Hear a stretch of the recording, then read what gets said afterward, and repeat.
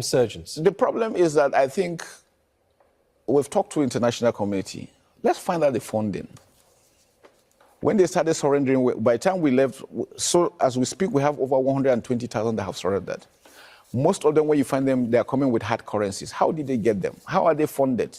How did they get the training? How did they get the equipment? What is your suspicion? Well, maybe an international conspiracy, you don't know. Who knows? How are they be able to sustain themselves for 15 years?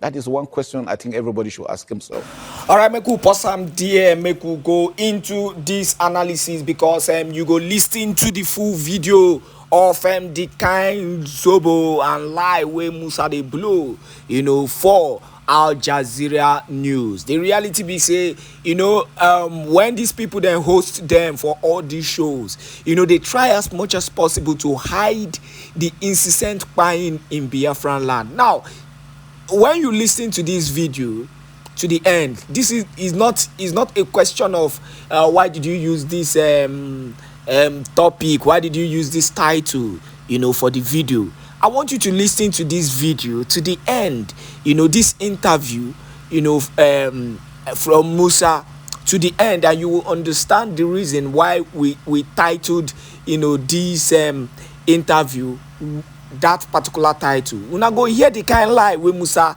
lie. And the most important thing for this video and things will be say you must take note of is the fact that Musa no mention anything about Biafra, IPOB, Biafra Liberation Army, Biafran Defense Forces, or the Prime Minister Simon Èkpá Njoko.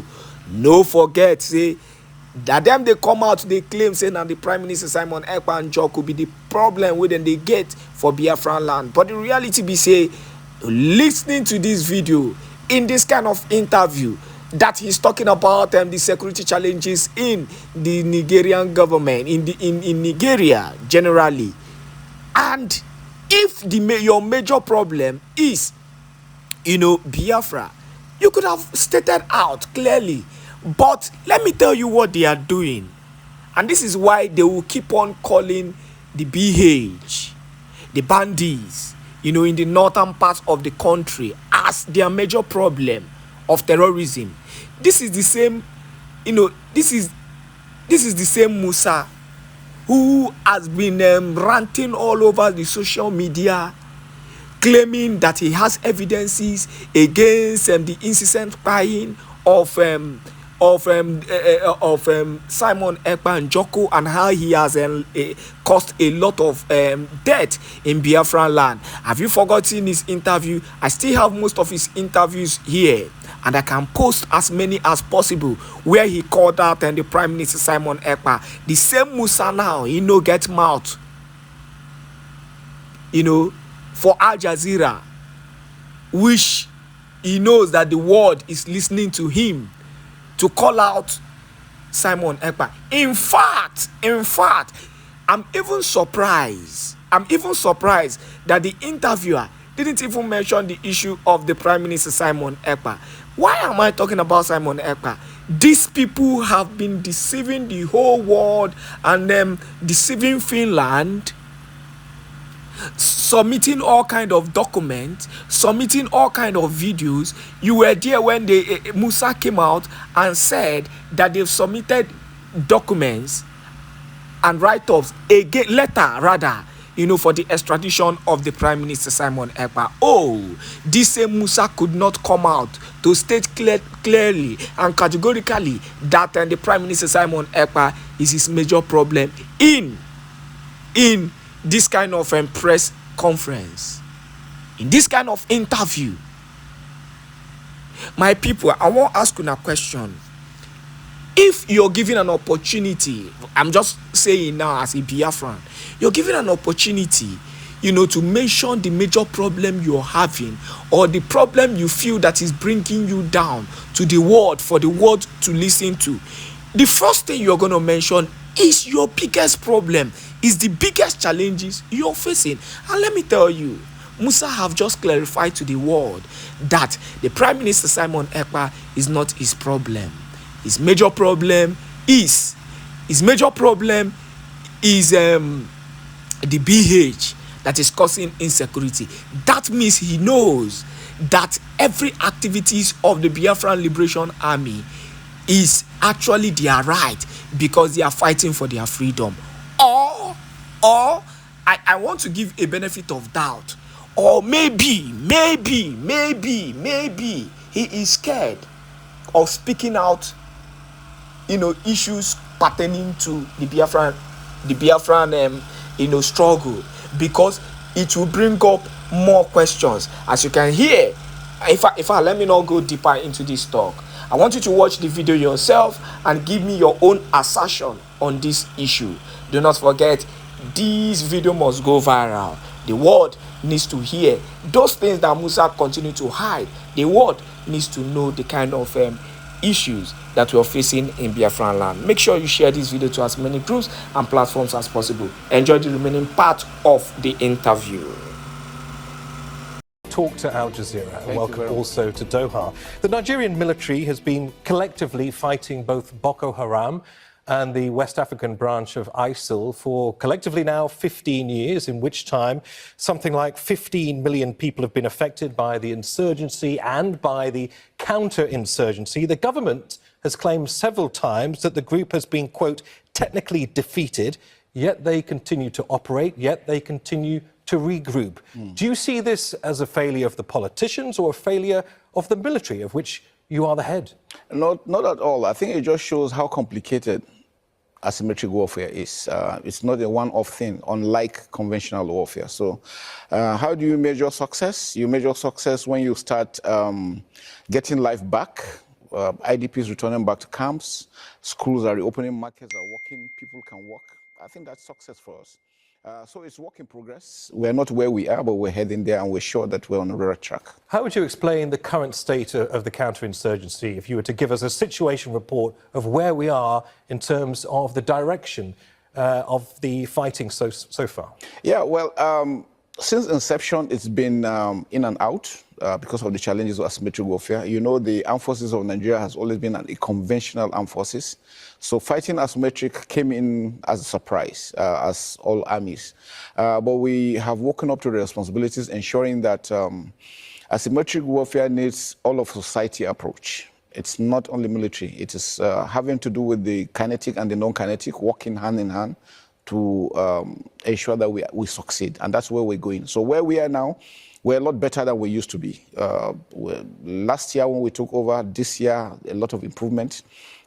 A lot of work still going on, and we'll continue to do that. You say you've woken up to the challenges, woken up, but it's taken 15 years to wake up. Why so long? Like I said, asymmetric warfare is the difficult kind of warfare. I think our advice to any country, don't allow it to start. It's difficult to eradicate because you're dealing with people that have a sense of belonging, believing what they're doing is right, ideology. You don't see it on their foreheads. You don't know who they are. And they're just like normal human beings. And because you have to respect human rights, you have to take up the laws of war, it makes it a bit more difficult because identifying who the enemy is unlike the conventional type. You see him, you know, he's wearing a kind of, these ones are not. And they are your own people from within. We've been in Liberia, we've been in Sierra Leone, we've fought other countries, we've restored peace. And so it's always a surprise that we're still having it, but it shows you the difficulty.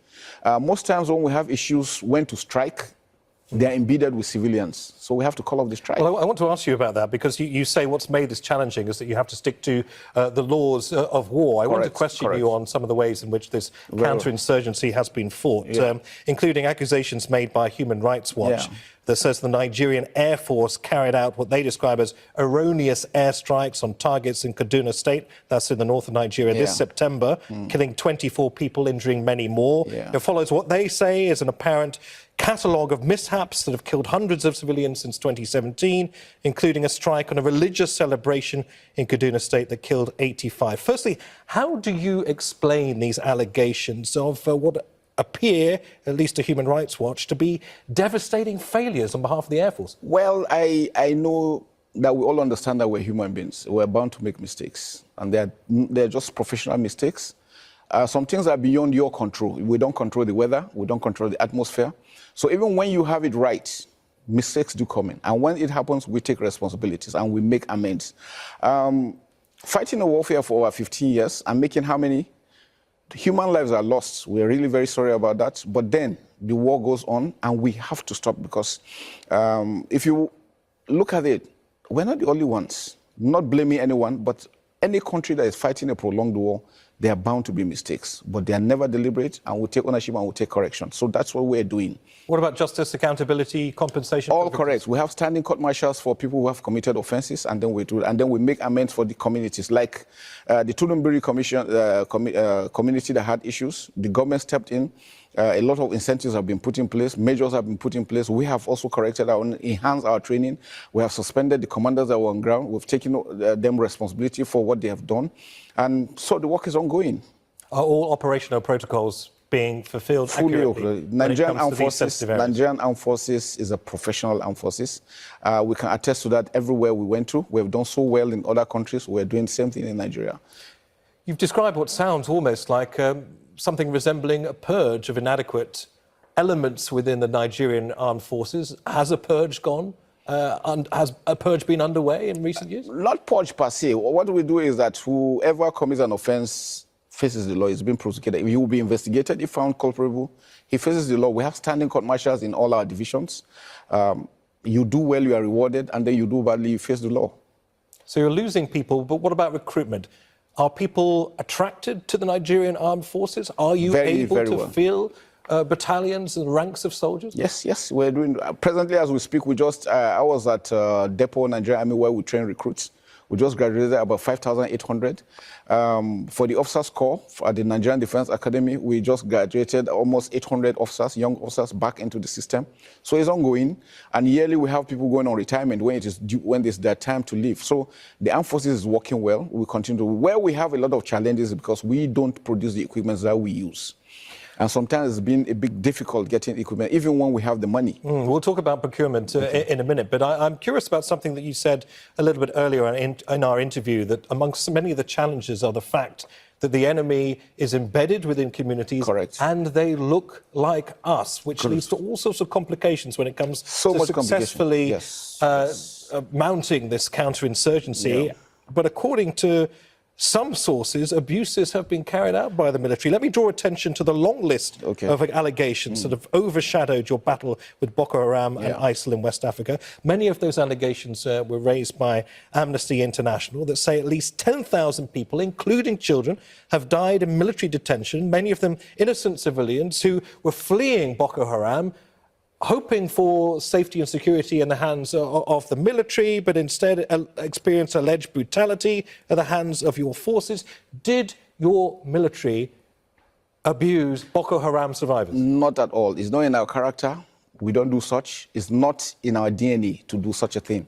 And, you know, I've had this allegation severally. Just a reminder, I was a theatre commander in the Northeast. I left there January 2023. There was this allegation by Reuters that on abortions. Initially, they said 13,000. Later on, they said 10,000. And I requested, then the Chief of Defense Staff, General Irabo, I requested that we invite Human Rights Committee to set up an independent investigating committee to investigate that allegation, because we're tired of these allegations. I mean, they come in, and the funny thing is that they always come in when we are succeeding. So the question is why? What is the intent? So he got to human rights. An investigative team was commissioned. I testified, so many other officers. They were given unfettered freedom to go around. They investigated for 1 year, 6 months. I think just last month, they released the report. And guess what? Nothing of such, because we told them that whatever allegation anybody is saying about abortion, it's not us. Maybe it's another country they're thinking about, not Nigeria. And so they came out. But the funny thing is that when they were reading the reports out, these other organizations refused to even show up. Just to remind our viewers, you're talking about the allegations for the first abortions, yes, by the Reuters news agency. That was about 3 weeks ago. And then suddenly last week, Amnesty came out with 10,000. So I don't know what the joy is about 10,000 issues.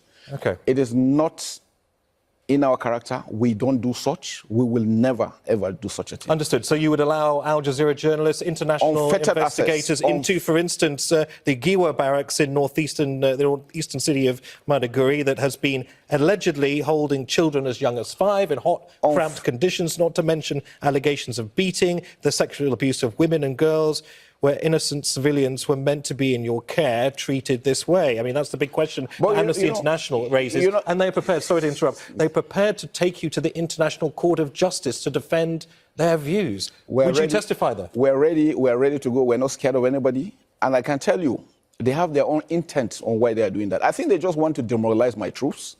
They want us to look bad, because I just can't understand why anybody will wake up and say that we're killing people when we're actually not doing the same. And guess what? Where the Giwa barracks you were talking about, we have all the humanitarian agencies working there. You have the UN working, local and international organizations are working. Are we saying they are complicit? There is nothing we're doing in the back. So if they don't say it, which means Amnesty International is equal, and Amnesty is equally there, so which means they're equally accusing all these other organizations of being complicit. So just to be clear, you would be prepared to go to the ICJ in The Hague and answer these accusations? We're not scared of anything because we don't have anything of such.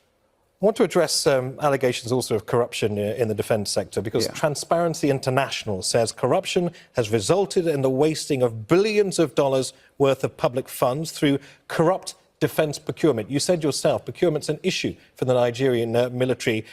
Is the Nigerian armed forces corrupt? We are not. We're just a few good guys trying to do some job, but seems some people are just hell-bent on making sure that we don't succeed. We don't produce the equipment we need. It takes two to tangle. So if they're saying there's corruption, which means those producing the equipment are equally corrupt, because it takes somebody to give and somebody to collect. So which means those ones having these weapons are equally guilty. We don't do such. We have a procurement procedure which is being followed. And to also state that even with our monies at times, we find it difficult getting equipment. And the question is why? One of the reasons why this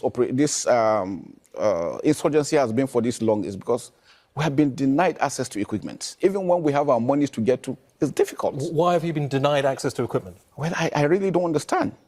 It's a question that we keep on asking, why are we being denied? So this is a political decision you're suggesting? Political decision.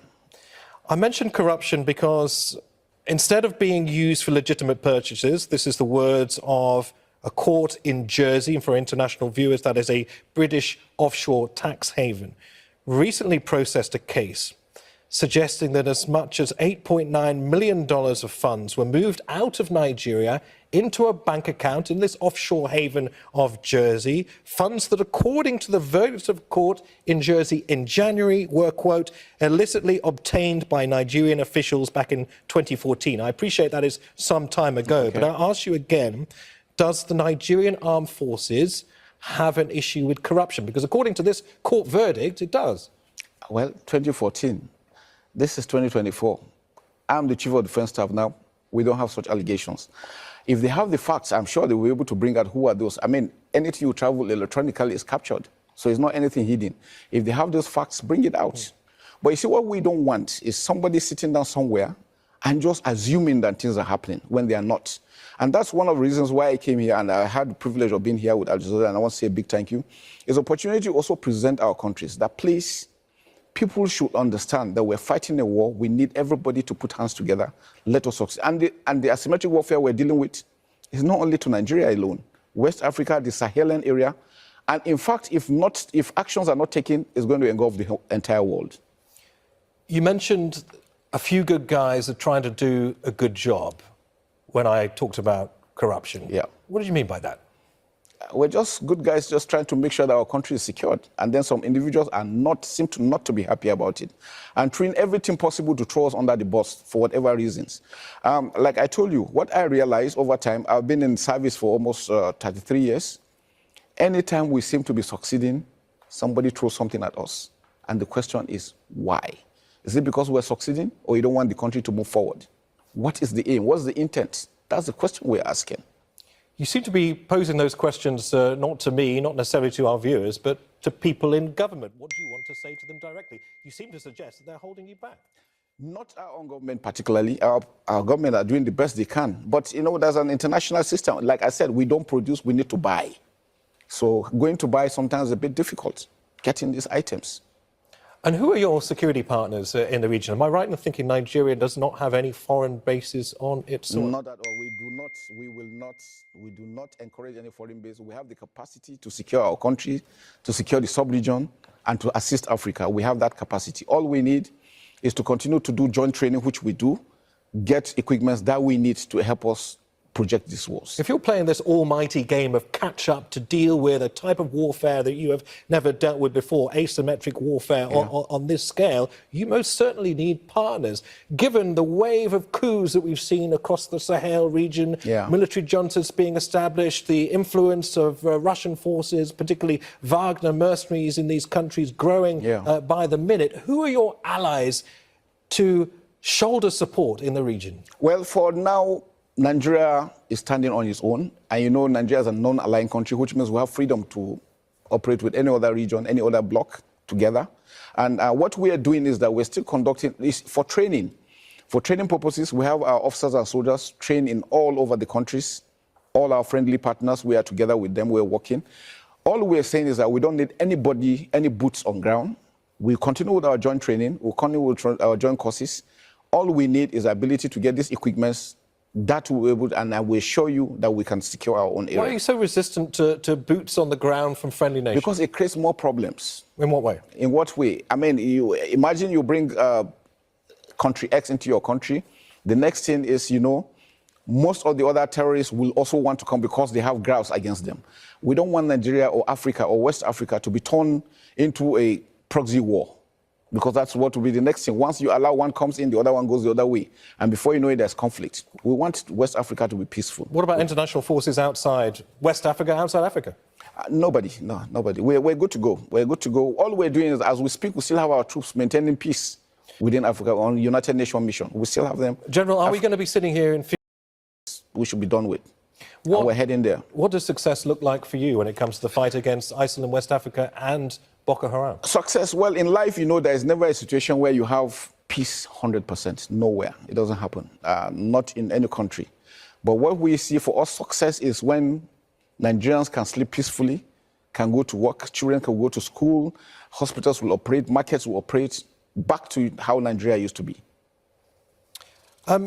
In the time that we have left, I'd like to talk about some of the concerns about regional security. I mentioned already these multiple coups that we've seen all the way from the Atlantic on the west coast, all the way to the Red Sea on the east coast. How do you explain that, and what security implications does that have for you and your army? It's concerning for us that we're having those that have taken over unconstitutionally.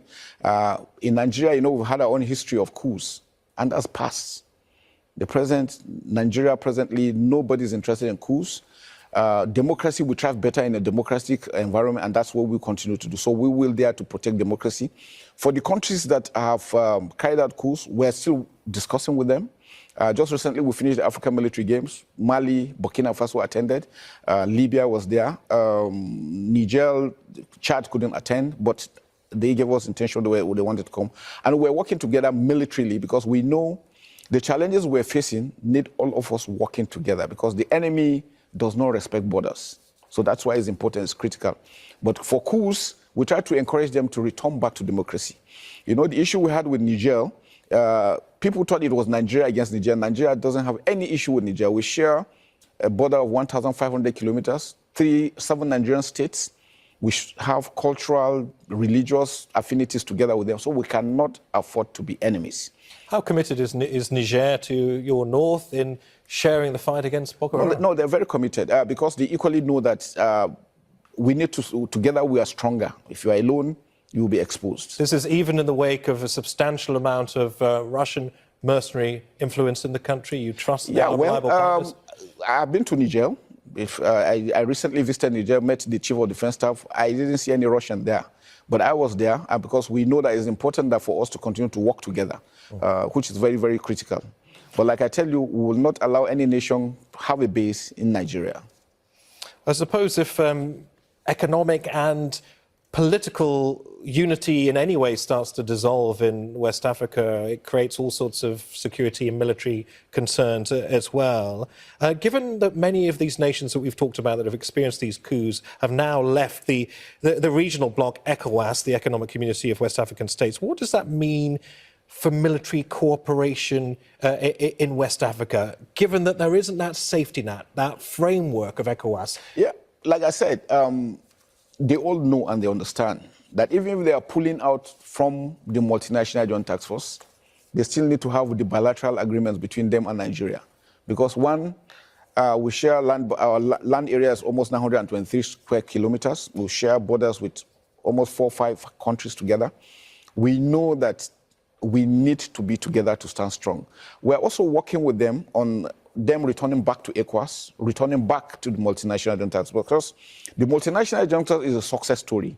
Among all other operations, this seems to be working. So we need to really leverage on that, and we don't want them to go, we want them to come back.